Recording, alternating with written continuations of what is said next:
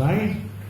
Dengan harapan kami mudah-mudahan Demokrat dapat mengusung kami untuk mencalonkan diri jadi Bupati Mausara periode yang akan datang. Dengan Suryan Sofian. Berapa rencana deklarasi? Setelah Dinas Suryan pendaftar selesai, nanti kami undang adik-adik deklarasi ya. Pasti kami undang. Daftar dulu di partai, kemudian kami rencanakan deklarasi. Ya. Apa lagi?